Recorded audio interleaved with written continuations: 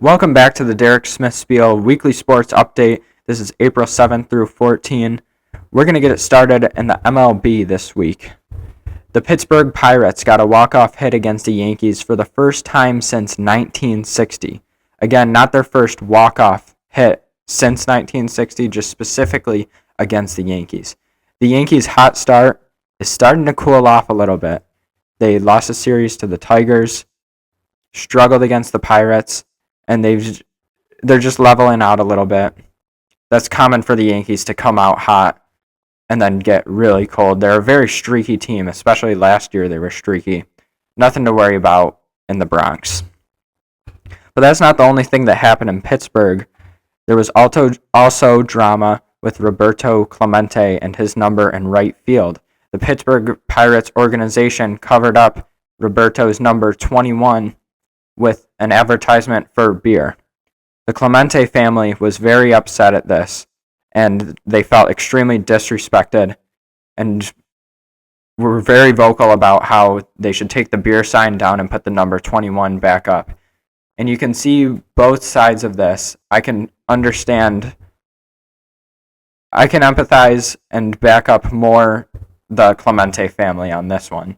Roberto Clemente is a true legend in the MLB and helped break barriers in the MLB. He did a ton for the sport of baseball. Roberto Clemente is a legend, and he should have some representation at all time in the Pirates field, since he was such a big thing, not only for that organization, but for baseball as a whole across America. So there should always be something representing Roberto Clemente and his home in right field. There should especially be notice if it's going to be covered up for a little bit. But the Pirates, they figured it out. They took the beer sign down and put Roberto Clemente's number 21 back up. That little skirmish is over. Roberto Clemente's 21 is still in right field on the wall.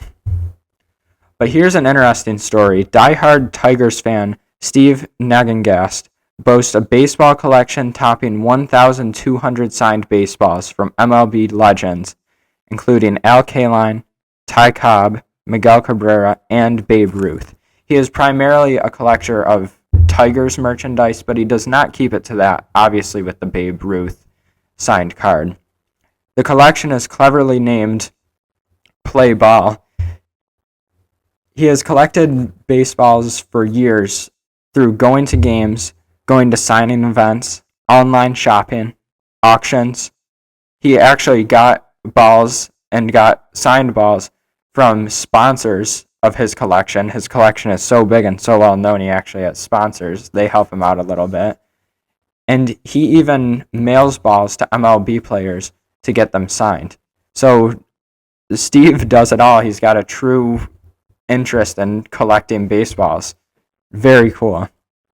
At age 71, he does not want to pass down his baseballs to his kids and give them 1,200 baseballs worth an estimated $300,000 and give them a decision of what to do with them.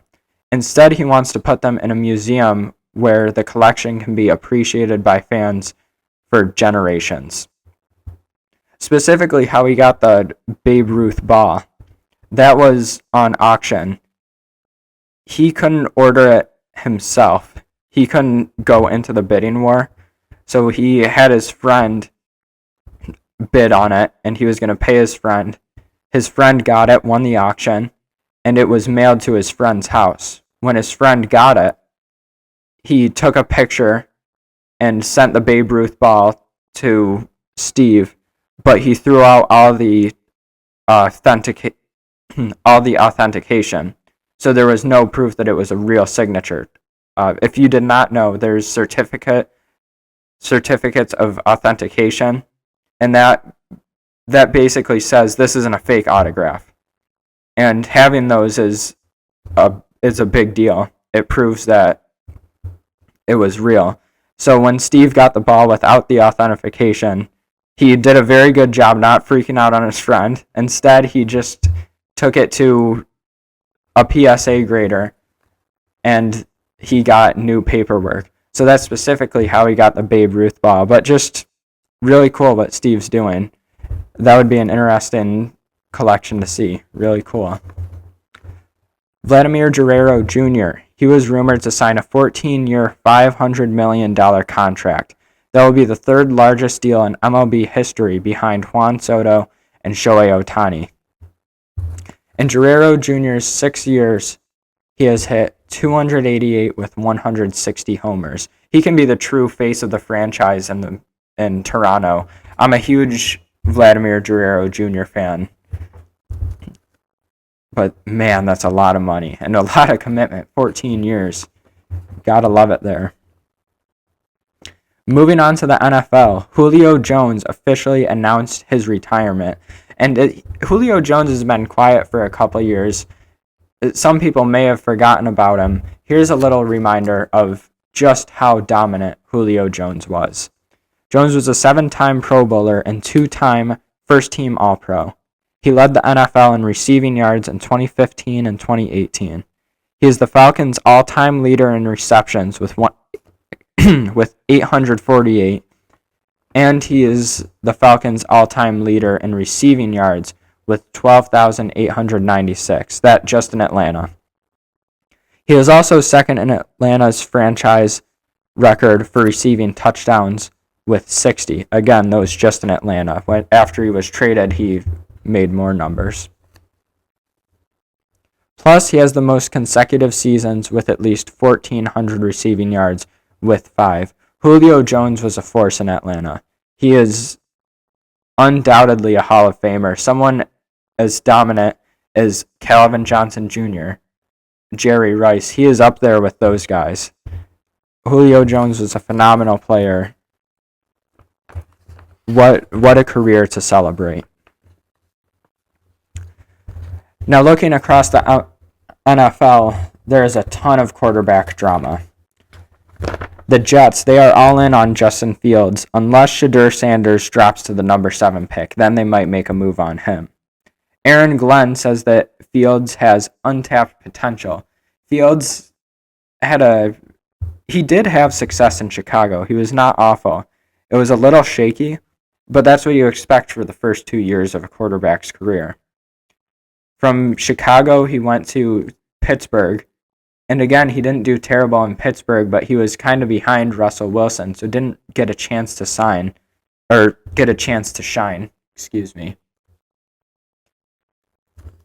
Justin Fields, I believe he does have a lot of untapped potential. Will he find it in New York with the lack of weapons?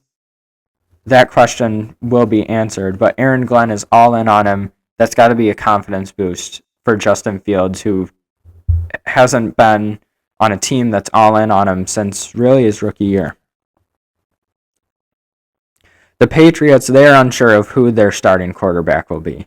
They are going to let their players compete for a spot. Now, competition in a team is always a good thing. That when week to week, every fighter is competing for that first string spot, that just makes for a better team. You'd think that it would make enemies, but it actually makes a group tighter, and it guarantees that you're going to be getting the best out of the guys competing. Because when week to week, you don't even know if you're going to be a starter or if you're going to be there, if you're going to be traded, you are going to give it everything you have, like it's the last opportunity you'll have to play, which it might be for some of the Patriots quarterbacks. So that'll probably be an interesting thing to watch in the Patriots, even if they aren't competitive this year. Just watching what quarterback steps up and can throw to Stephon Diggs best. Ben Johnson, he is bringing a similar offense to Chicago that he had in Detroit. That will require Caleb Williams to play a lot more under center. Under center meaning right behind the center. He won't be in the shotgun formation 5 yards behind the center. He'll be right behind him. The Lions used to run that. They ran it 56% of the time when the quarterback was under center. They did that because it made it more unpredictable what you could do. Under center with a single back, it wouldn't you could run it, you could do a play action, or you could pass it. Nothing was completely off the table in that formation, which is what made the Lions' offense so efficient and so unpredictable, is that they could run anything from the formations they were in. But compare that to the Bears. They only ran plays where the quarterback was under center 26.4% of the time. So it's going to be different. The field is going to look different for Caleb Williams. Caleb Williams is still young. He's not as stubborn as an old veteran. If he is willing to learn, it might take a little bit for him to get used to it, but things will go better for Chicago's offense. Ben Johnson is a true mastermind on offense. Keep an eye out for Chicago this year. Again, might be a slow start. There might be a lot of adjustments that need to be made. But by the end of the year, when they can get clicking, they will be a ton of fun to watch.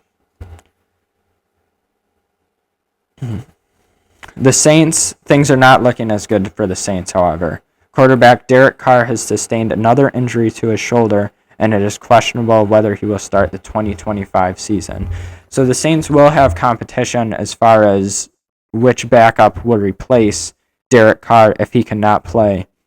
But that's never something you want to see. Now looking at the returning Super Bowl champs in Philadelphia, the Eagles, it looks as though they have no intention of keeping Dallas Goedert. They just don't have the money to keep him. Money is the root of the problem. Obviously, Dallas Goedert is a top tight end in the NFL, and he was huge for Philadelphia. He was a huge playmaker when he was on the field. That's the biggest problem, though, is he has been injured. He's consistently missed games.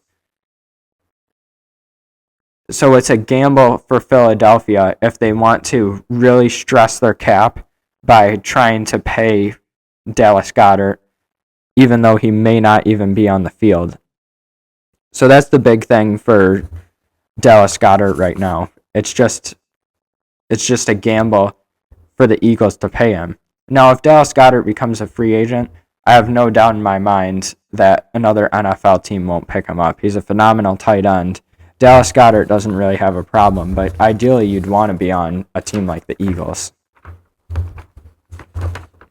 Now, last but not least, let's talk about the UFC. UFC 316 was this weekend, and it was a phenomenal card. Every fight seemed amazing. The undercards, the prelims, it was all great. UFC 316, the matchmakers and the UFC did amazing. Dana White has got to be happy. But let's talk about the co-main and main event. Starting with the co-main event, Paddy the Baddy Pimblett took on Iron Michael Chandler. My expectation for this fight was for Chandler to dominate. Paddy's hardest opponents were really old men. He fought Tony Ferguson and King Green. Meanwhile, Chandler has fought the best of the best, and he always goes out there and performs. He's fought Dustin Poirier, Charles Oliveira. The list is huge. I could list off all the big name fights he's had. But the bottom line is, every time Michael Chandler goes out there, he performs. And I didn't know if Paddy was going to be able to keep up with him. I didn't think Paddy was going to be able to keep up with him. I predicted Paddy to lose very decisively. But Paddy proved me and the whole UFC wrong. He dominated every aspect of that fight. He dominated on the feet, the striking. He dominated on the ground with the wrestling. And he dominated with his submission attempts. It was phenomenal. He ended up getting a round 3 TKO. He didn't even have to go into the championship rounds. Paddy made a statement, and that's saying the least. Paddy Pimblett is going to be a problem. There was a lot of speculation, because there was Paddy the Fatty. After fights, he would gain a ton of weight, eat a ton of food, and people wondered, is he disciplined enough to fight the best of the best? The answer seems to be yes. I mean, if he isn't disciplined, it doesn't matter. He beat Michael Chandler. I don't care that Michael Chandler's 38. He performs. That Paddy fought an amazing fight, whatever fight he gets next, however high he climbs in the rankings, he deserves it. There should be no more questions about whether Paddy is legit or not. Then the main event, Diego Lopez against Alexander Volkanovski. And here was the narrative going in this fight. The winner of this fight is the new face of the featherweight division, the new champion. Ilia Topuria decided to vacate his belt and move up a division.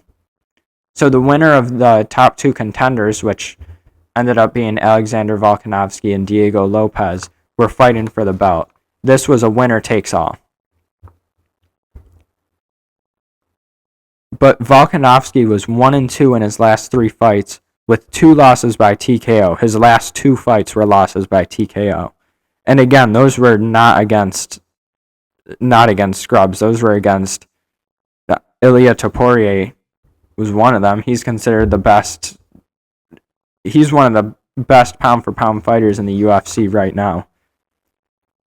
The question was, is Volkanovski the same guy that he was? Is he the same dominant champion? Is he the same top pound for pound fighter that he used to be? And nobody thought he was. I didn't think he was. I thought Diego Lopez, being a younger up and coming fighter, was going to go in and just overwhelm Volkanovski. I thought Volkanovski wasn't going to be able to take many hits, given that he had been TKO'd in his last 2 fights. I thought that Diego Lopez was going to dominate the fight, especially with the fact that fighters 35 and older were 0-17 at UFC title fights at 55 pounds and lighter. So bettors across America thought that taking Diego Lopez as an underdog in that fight was a lock. But it was not. Volkanovski proved the whole narrative wrong. He came in, it really was like a Rocky 6 story. Even though he's only 36 years old, he came in, the narrative was that he was too old, his chin's deteriorating, he isn't the same Volkanovski that he used to be. And he caved in and proved the whole world wrong. And it wasn't like his defense was perfect. He took big shots from Diego Lopez. Volkanovski's chin is fine. Lopez has power in his hands. And Volkanovski was able to stand there, weather the storm, and it looked like he was landing 3 shots to Diego Lopez's 1. He was dominating the striking in that fight, and he was dictating where the fight was going with his wrestling. It was a phenomenal fight to see. Both the co-main and main event were phenomenal fights. I suggest anyone to watch them, even though they're over now and it isn't live. UFC 316 was an absolute banger. With that is the end of the Derek Smith Spiel Weekly Sports Update. Thanks for listening. This episode was brought to you by yours truly, Derek Smith, with help from the voice memos and Spotify Podcasters app. For more content like this, you can continue listening to the Derek Smith Spiel on Spotify, or you can listen on my YouTube channel at Derek Smith Stock 13. There you'll find my podcast and sports betting videos on top of that. If you're a fan of my sports betting videos, you can also see highlights of those on my TikTok account.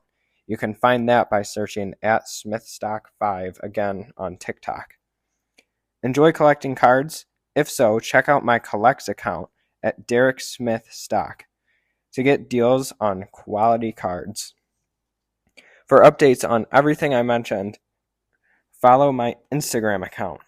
You can find that by searching Derek Smith Stock 13 on Instagram. Not interested in sports? Then go to YouTube and watch Dylan Smith Outdoors YouTube channel. Search Dylan Smith Outdoors, where there are plenty of outdoor content videos, including hunting, catching, trail cam and tree stand setup, cooking, and plenty of laughs in between. Need your lawn sprayed? Whether it's weeds or insects, Greenwood Ecologics has you covered. If you need help making your lawn greener than your neighbors, call Greenwood Ecologics at 585-739-1610. I repeat, 585-739-1610. Finally, thank you for listening to this production of the Derek Smith Spiel. Every view or listener is appreciated. I'll catch you later.